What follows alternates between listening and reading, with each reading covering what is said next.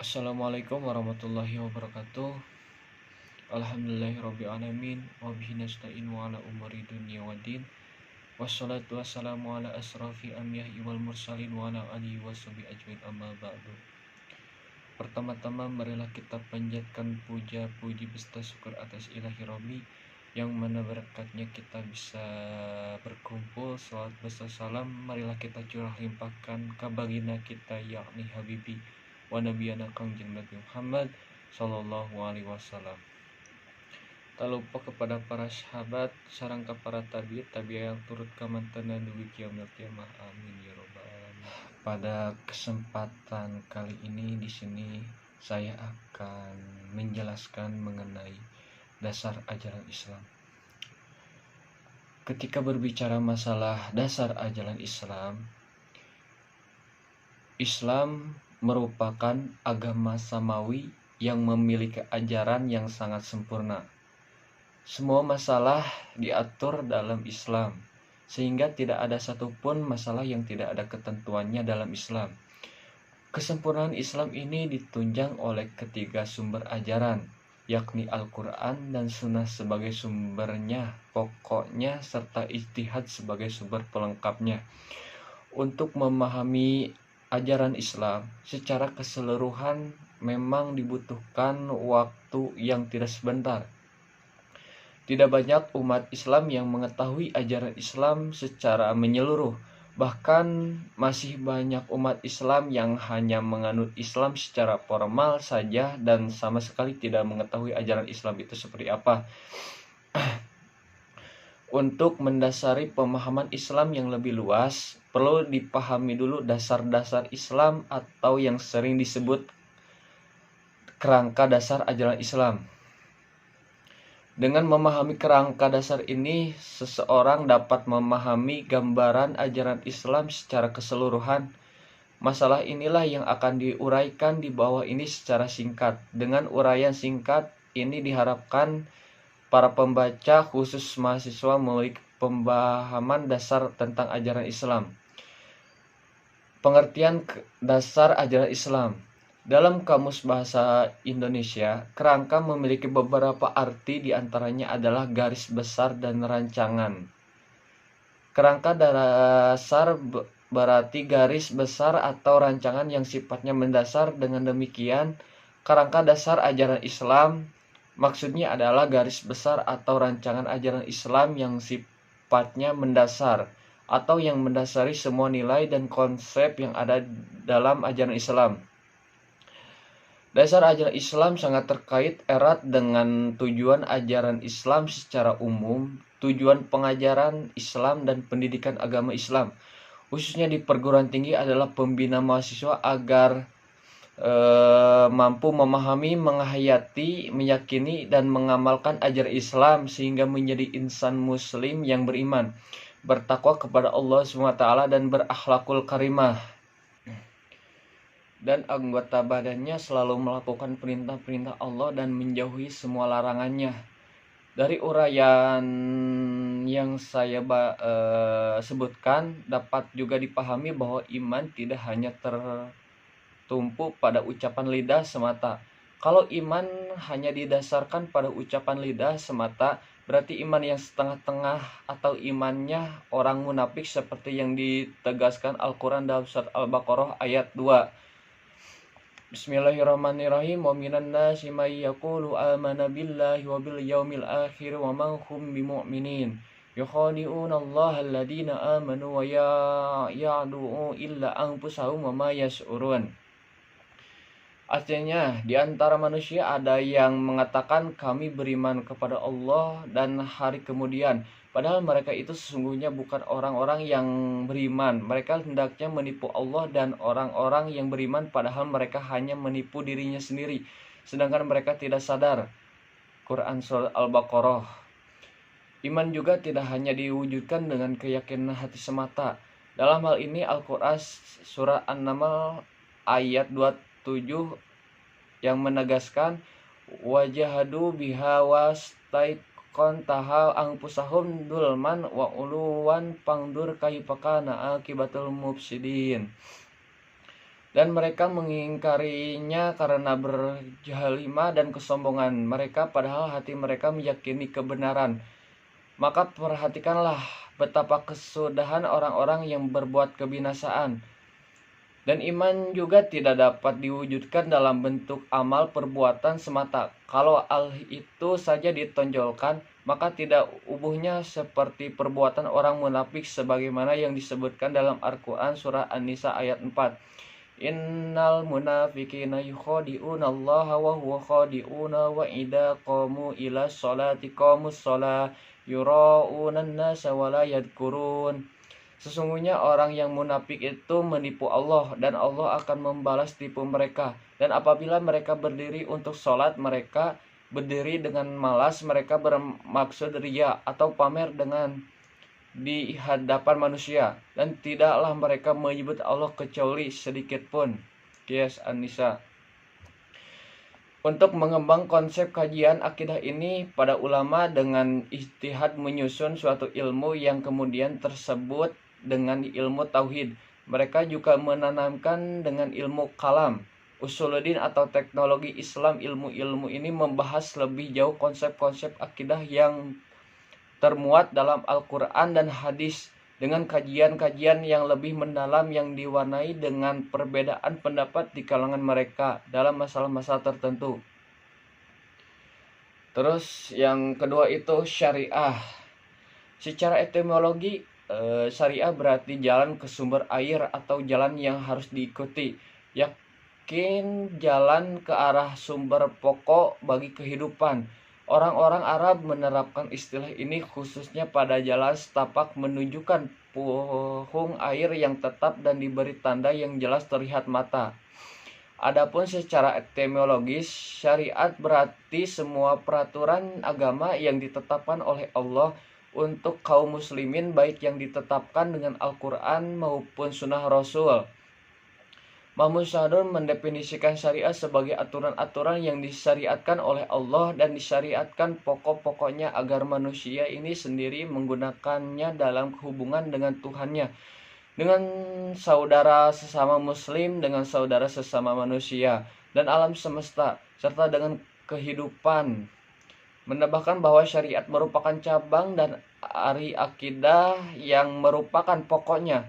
Keduanya mempunyai hubungan yang sangat erat yang tidak dapat dipisahkan. Akidah merupakan pondasi yang dapat membentengi syariah, sementara syariah merupakan perwujudan dari fungsi kalbu dalam berakidah. Dari uraian yang saya sebutkan bahwa dapat dipahami bahwa kajian syariat tertumpu pada masalah antara Allah dan Rasul-Nya atau masalah hukum. Aturan dan hukum ini mengatur manusia dalam hubungan dengan Tuhannya dan dalam berhubungan dengan sesamanya. Kedua hubungan manusia inilah yang merupakan ruang lingkup dari syariat Islam. Hubungan yang pertama ini kemudian tersebut dengan ibadah, dan hubungan yang kedua disebut muamalah. Ibadah mengatur bagaimana manusia bisa berhubungan dengan Allah dalam khusus ibadah mahdhah. Ibadah terwujud dalam rukun Islam yang 5, yaitu mengucapkan kalimat syahadat, mendirikan sholat, menunaikan zakat, berpuasa di bulan Ramadan, dan pergi haji bagi yang mampu. Sedangkan muamalah bisa dilakukan dalam berbagai untuk aktivitas manusia dalam hubungan dengan sesamanya. Bentuk-bentuk hubungan ini bisa berupa hubungan perkawinan, pembagian warisan, ekonomis, pidana, politik, hubungan internasional, dan pengadilan. Dengan demikian, jelaslah bahwa kajian syariah lebih tertumpu pada pengamalan konsep dasar Islam yang termuat dalam akidah. Pengamalan inilah yang dalam Al-Quran tersebut dengan al-amal as-salihah, amal-amal soleh. Untuk lebih memperdalam kajian syariah ini, pada ulama menggabungkan suatu ilmu yang kemudian dikenal dengan ilmu fikih atau fikih Islam. Ilmu fikih ini mengkaji konsep-konsep syariah yang termuat dalam Al-Quran dan Sunnah dengan melalui ijtihad. Dengan ijtihad inilah syariah dikembangkan lebih rinci dan disesuaikan dengan perkembangan yang terjadi di tengah-tengah masyarakat manusia. Sehingga dalam kajian akidah, kajian ilmu fikih ini juga menimbulkan berbagai perbedaan yang kemudian dikenal dengan mazhab-mazhab fikih. Jika akidah merupakan konsep kajian terhadap iman, maka syariah merupakan konsep kajian terhadap Islam. Selama yang dimaksud di sini adalah Islam sebagaimana yang dijelaskan dalam hadis Nabi Muhammad SAW yang diriwayatkan oleh Umar bin Khattab sebagaimana yang diucapkan di atas. Terus yang ketiga itu akhlak. Secara etimologi, kata akhlak berasal dari bahasa Arab al-akhlak yang merupakan bentuk jamak dari kata khuluq yang berarti budi pekerti, perangai, tingkah laku, atau tabiat. Sinonim ini dari akhlak ini adalah etika, moral, dan karakter, sedangkan secara terminologi akhlak berarti keadaan gerakan jiwa yang mendorong ke arah melakukan perbuatan dengan tidak menghajarkan pikiran. Inilah pendapat yang dikemukakan oleh Ibnu Maskawai, sedangkan Al-Ghazali mendefinisikan akhlak sebagai suatu sifat yang tetap pada jiwa yang daripadanya timbul perbuatan-perbuatan dengan mudah, dengan tidak membutuhkan kepada pikiran. Adapun ilmu akhlak oleh Dr. Ahmad Amin mendefinisikan suatu ilmu yang menjelaskan arti baik dan buruk, menerangkan apa yang seharusnya dilakukan oleh sebagai manusia kepada sebagai lainnya, menyatakan tujuan yang harus dituju oleh manusia dalam perbuatan mereka, dan menunjukkan jalan untuk melakukan apa yang harus diperbuat.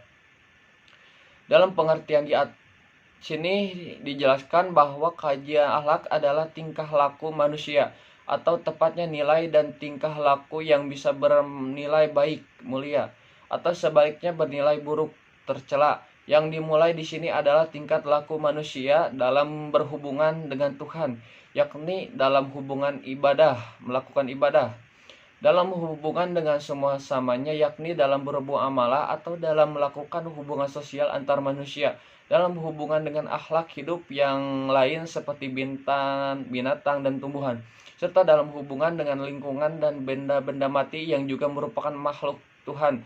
Secara singkat, hubungan akhlak ini terdapat menjadi dua, yaitu akhlak kepada Khalik, Sang Pencipta, dan akhlak kepada makhluk ciptanya.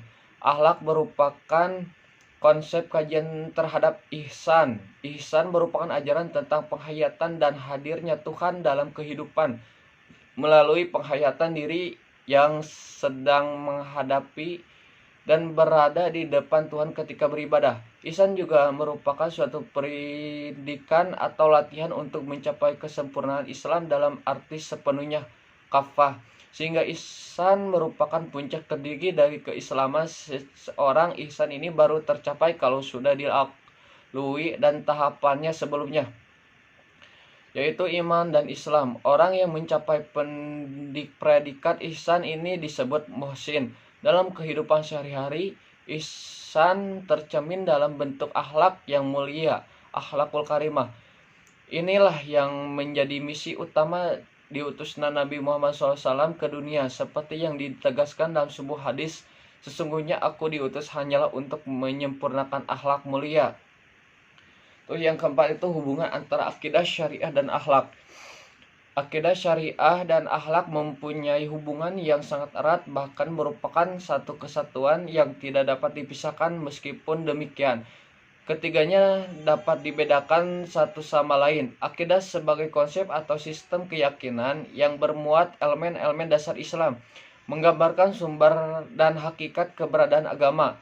Syariah sebagai konsep atau sistem hukum berisi peraturan yang menggambarkan fungsi agama, sehingga akhlak sebagai sistem nilai etika mengembangkan arah dan tujuan yang hendak dicapai oleh agama.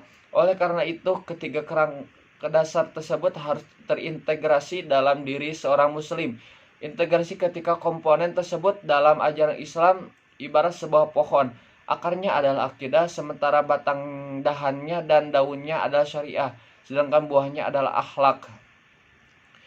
Muslim yang baik adalah orang yang memiliki akidah yang harus dan kuat,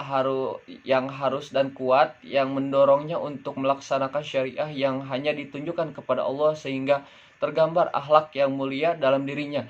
Atas dasar hubungan ini pula mata seorang yang melakukan suatu perbuatan baik tetapi tidak dilandaskan oleh akidah atau iman, maka ia termasuk ke dalam kategori kafir. Seorang yang mengakui beriman tetapi tidak mau melaksanakan syariah, maka itu disebut orang fasik. Sedangkan orang yang mengaku beriman dan melaksanakan syariat tetapi tidak landasan akidah atau imannya tersebut disebut orang munafik.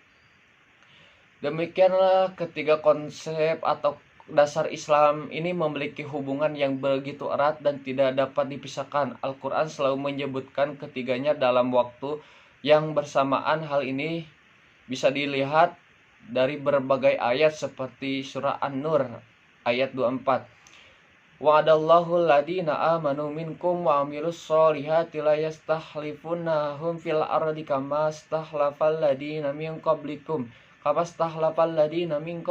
wa la yumakkanna lahum dinahum ladir tadolahum wa la yubaddilanahum min ba'di khawfihim amna ya bunani la yaskrinu bihi say'an wa man kafara ba'da dzalika faulaika humul mufsidun. Mungkin itu penjelasan dari saya mengenai dasar ajaran Islam. Sekian dari saya, mohon maaf bila mana ada kekurangannya. Wallahul muwaffiq. Wassalamualaikum warahmatullahi wabarakatuh.